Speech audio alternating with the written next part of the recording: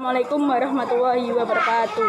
Di sini saya akan menjelaskan tentang pemodelan UML Unified Modeling Language dan metode SDLC Software Development Life Cycle.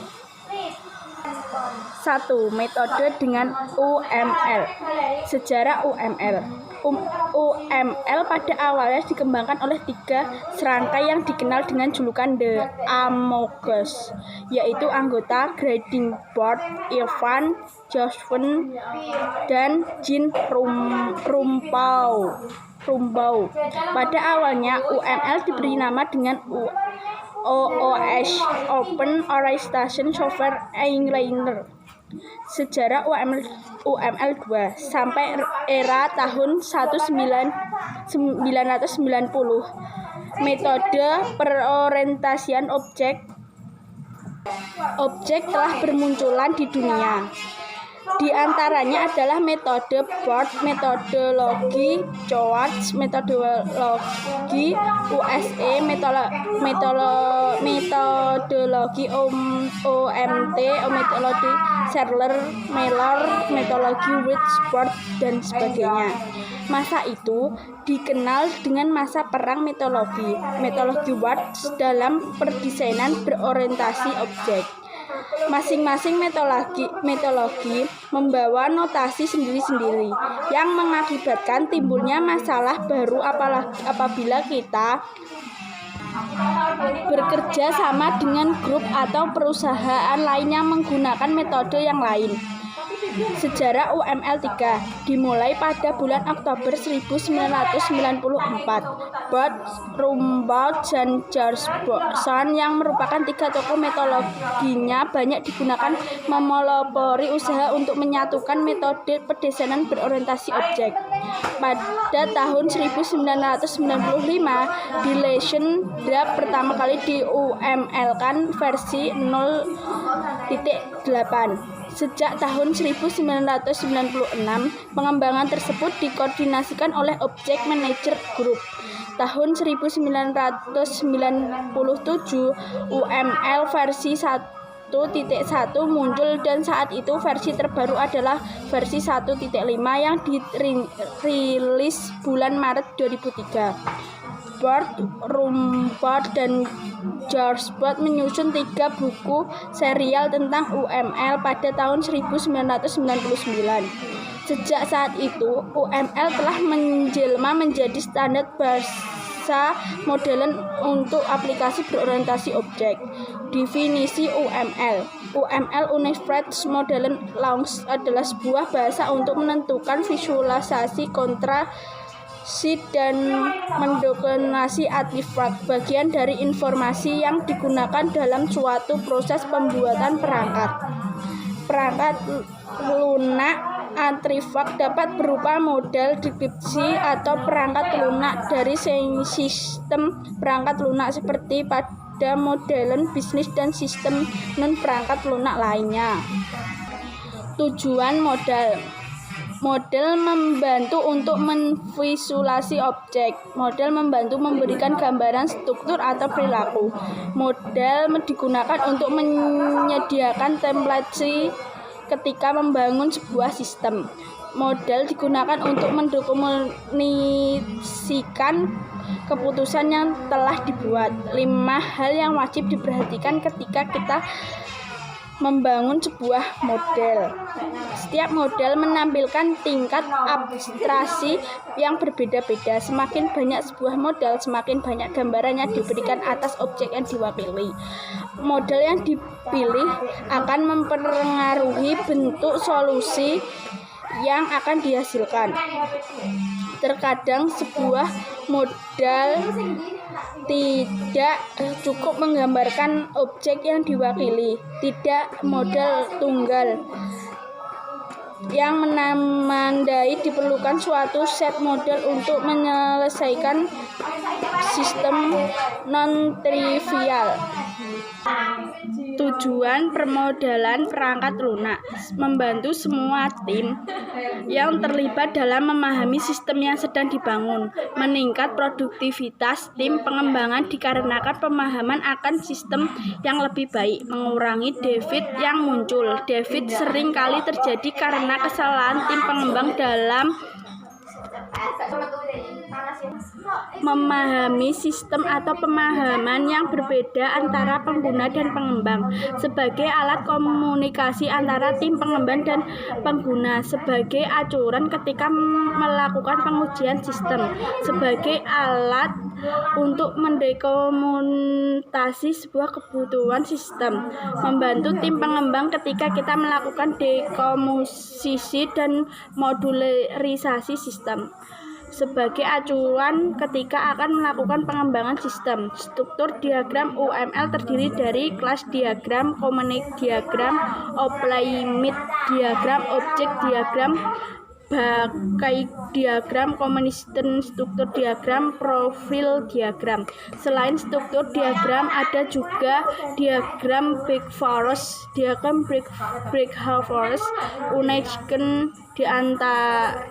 diagram, Stephen diagram, Statis-Machen diagram, Sandwich diagram, Combination diagram. Intrastructure Orview diagram, Timing diagram. Berikut diagram UML seperti di bawah ini. Diagram Break-Forest diagram, Stuttgart diagram. Struktur diagram terdiri dari kelas diagram, komponen diagram, objek diagram, terdiri dari constant student diagram, Debs-Horst diagram, Backcross diagram, profil diagram.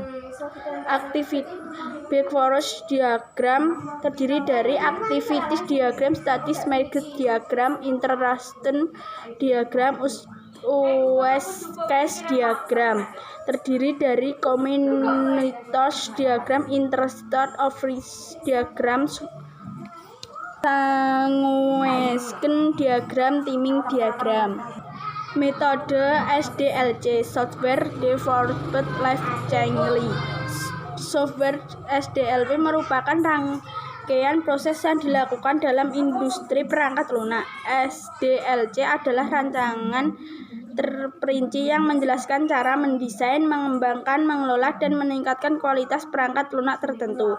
Tujuan dari SDLC itu sendiri adalah menghasilkan perangkat lunak yang memenuhi keinginan pelanggan dan menggunakan waktu secara efektif dan efisien.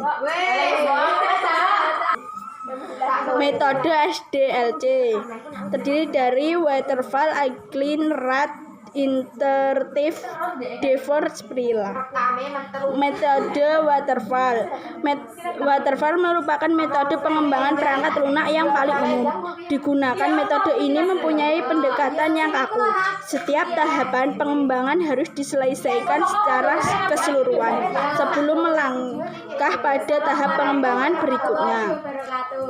Metode waterfall terdiri dari analisis kebutuhan, desain, implementasi, pengujian, pemeliharaan. Analisis kebutuhan. Metode waterfall mulai dari tahapan pengumpulan dan menganalisis kebutuhan sistem. Kebutuhan sistem tersebut harus diverifikasikan dengan penggunaan sebelum ditetapkan sebagai sebuah kebutuhan sistem. Semua kebutuhan sistem harus diidentifikasikan dan dijelaskan secara detail dalam sebuah dokumentasi yang baik. Tahap ini merupakan tahap pertama dalam sebuah pengembangan sistem yang merupakan tahap paling penting dan krusial. Hal ini dikarenakan tahap ini akan menentukan sistem seperti apa yang kita lakukan dalam sebuah proyek pengembangan perangkat lunak. Desain. Pada tahap ini, kebutuhan sistem terjemahkan menjadi sebuah rencana pengembangan sistem dalam bentuk model. Model tersebut dapat dianggap sebagai sebuah blueprint dari perangkat lunak yang harus dikembangkan. Oleh sebab itu, model yang dibangun harus dapat dimengerti semua tim, pengembangan, dan penyertaan detail-detail yang diperlukan. Dengan kata lain, dengan membaca model yang ada. 2. Implementasi. Pada tahapan ini model dibangun diterjemahkan menjadi perangkat lunak dengan menulis kode program. Sebuah perangkat lunak umumnya dibagi dan di unit-unit kecil yang disebut dengan fungsi dan prosedur. 4. Pengujian. Pada tahap ini dilakukan pengecekan bahwa perangkat lunak yang sudah dibangun telah dipekerjakan sesuai yang diharapkan. Tujuan untuk melihat bahwa kinerja sistem sudah memerlukan tingkat yang dapat diterima oleh pelanggan. 5. Pemeliharaan. Tahap ini dilakukan untuk memperbaiki jika terdapat masih ada bab yang bersifat tidak kritis. Namun, pada umumnya tahap maintenance adalah tahap pengembangan. Salah satu kelemahan dari waterfall adalah sifat yang kaku sehingga sulit untuk merespon perubahan. Karena struktur pekerja yang bersifat linier, perubahan kebutuhan sistem sulit dilakukan jika sudah memasuki tahap berikutnya. Hal ini akan menjadi kendali bagi pengguna yang sering berubah pikiran atau organisasi yang berada di kondisi bisnis. Berikut adalah gambar metode Angles.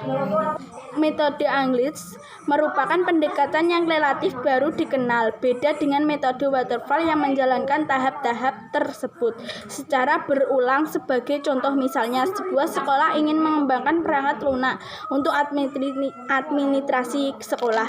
Pada sprint 1, pengembangan dilakukan untuk membangun perangkat lunak untuk guru dan siswa. Kedua, menjalankan untuk pengembangan administrasi. Ketiga, digunakan untuk membangun administrasi absensi. Perbedaan dengan metode waterfall yang akan memberi hasil pengembangan perangkat lunak pada saat proyek berakhir. Metode ini bagian yang lunak yang akan diberikan kepada pelanggan setiap kali sebuah sprint telah dikerjakan. Cara ini dapat membuat pengguna dapat melihat langsung proyek yang dikerjakan. Metode ini mengakomodasi perubahan ketika sebuah fungsi diidentifikasikan dan dikembangkan sampai tahap implementasi dan dikembangkan sampai tahap implementasi bahwa fungsi tersebut tidak sesuai yang diinginkan, maka fungsi tersebut dapat diubah pada sprint berikutnya. Hal ini menyebabkan metode agile lebih disukai pada pengguna lebih umumnya. Adapun perbandingan metode waterfall dan metode agile, yaitu waterfall merupakan metode yang kaku jika dibandingkan dengan metode agile. Masing-masing memiliki kelebihan dan kekurangan dan cocok digunakan untuk kondisi yang sesuai dengan sifat masing-masing metode. Di sisi pengembangan, perubahan sistem menyebabkan perubahan pada tahapan. Hal ini akan menyebabkan pertambahan biaya untuk pengembangan sebuah perangkat lunak. Untuk itu, metode waterfall lebih sering digunakan. Sebaliknya, pada yang lingkungan menentukan, penggunaan metode agile akan lebih sesuai karena mengakomodasi lingkungan dinamis yang ada. Sekian dari saya. Jika ada kurang lebihnya, saya minta maaf. Wassalamualaikum warahmatullahi wabarakatuh.